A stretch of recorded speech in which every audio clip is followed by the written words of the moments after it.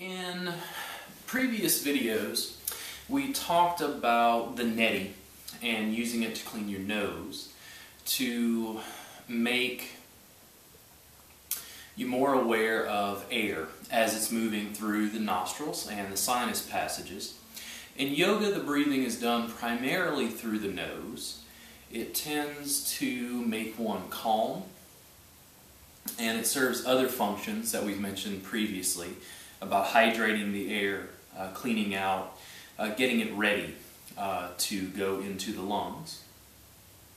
And in yoga, the most important aspect of the entire practice is the breathing.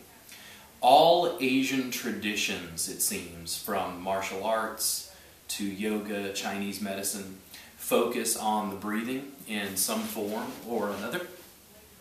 And part of the reason is because the breathing allows you access to the rest of your body.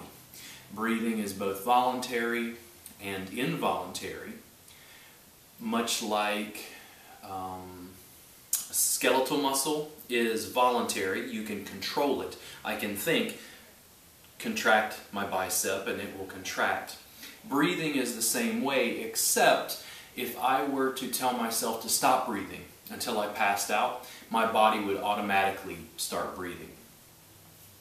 It's both voluntary and involuntary. So other aspects of our physiology can be controlled, can be worked with using the breathing. When you work with pranayama over time, the tendency most people have is they lessen anxiety, their blood pressure tends to drop, their heart rate tends to drop, and overall most people would report that they feel calm, they feel relaxed, and they feel clear-headed, which is good for our practice and good for our everyday lives.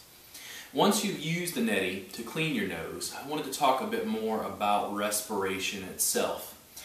In the practice of Hatha Yoga, the physical yoga, we're working on opening the hips so that somebody can sit comfortably, upright, with the chest open, with good posture, to be able to meditate.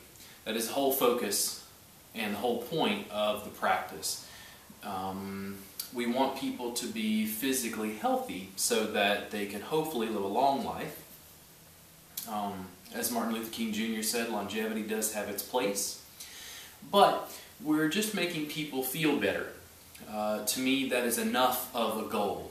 If you come to a yoga class with me, that's what I'm trying to do. I'm trying to help you with your physical body so that you have less back pain, so that you have lower stress levels, and so that your body just functions better.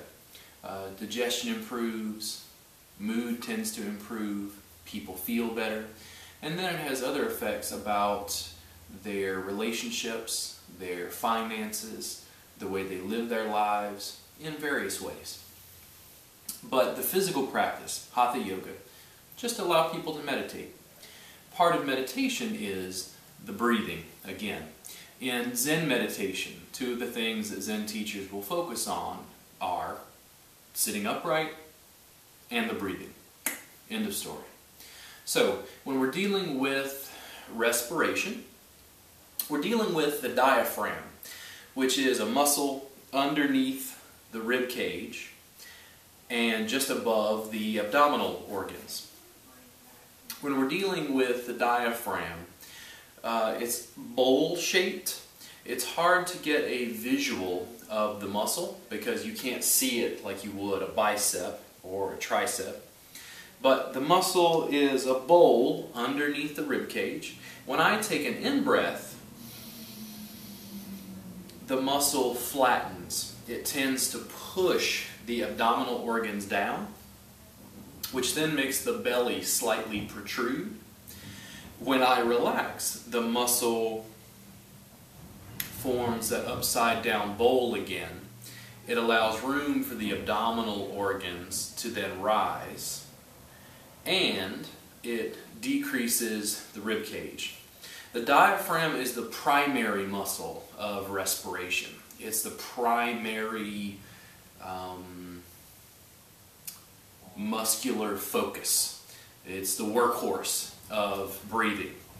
In yoga, in various poses, it is difficult to breathe. Whenever I do a pose that pulls my knees into my chest, it squeezes my rib cage, so it makes it very difficult for me to take an in-breath. That resistance over time in yoga poses means that I'm strengthening that muscle. I'm learning to breathe through poses that are challenging, that are difficult. And the strength that comes with the diaphragm means that when I'm at rest, my breathing takes less physical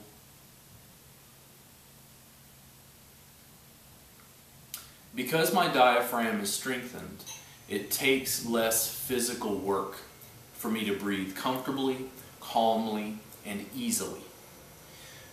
Other components of the diaphragm. So the abdominal organs are encased in tissue. You've essentially got a vacuum. And because the diaphragm at rest is an upside down bowl, when I take the in-breath and the muscle pushes down, it tends to make the belly slightly protrude. When I exhale, the muscle rises, the rib cage closes. The lungs are housed inside the rib cage. They surround the heart and the pericardium. The back bends in yoga, if I would put my hands back, roll my shoulders back, expand the rib cage and create more space for the lungs themselves. The lungs are empty sacs, essentially.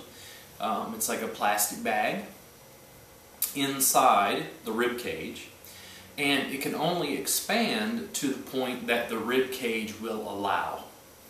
What this means is that if we can expand the rib cage, it creates more space for more oxygen and carbon dioxide exchange. And with very poor posture, year after year, the lungs slowly collapse. People who have collapsed forward posture through the heart, through here, tend to have more shallow breathing. They have more trouble getting a full breath, and they're also going to tend to exhibit back pain because of the muscular strain in this area, typically the upper back, cervical spine, neck. So, in yoga, the breathing allows one to strengthen the diaphragm, strengthen the intercostals, the muscles between the ribs, to support good breathing, to support good posture, and allow you to live a better life. That is not just in yoga class, that's always. If you come to my yoga class, I will stress again and again proper form, proper alignment so that you don't hurt yourself. I want you to go to your edge, which means I want the poses to be challenging. I want them to get your focus so that you can narrow your focus down to a single point. And then I want you to breathe. I want you to hang out in that spot and unite the physical movement with your breathing till they become one thing, until there is a union, a yoke, a yoga. The breathing cannot be stressed enough. I will never be able to say breathe enough in a yoga class, because all I would do is sit down and go breathe, breathe, breathe, breathe, breathe, because when we find ourselves in challenging situations, stressful situations, our breath changes. We tend to hold our breath. When you're in a yoga pose that you find strenuous or difficult, you tend to hold the breath. No. Let it go. Allow the breathing. The breathing will sometimes be shallow, the breathing will sometimes be deep, and you continue to work with it, just like the waves on the ocean continually crash onto the beach. I'll see you again soon on robertgardnerwellness.com.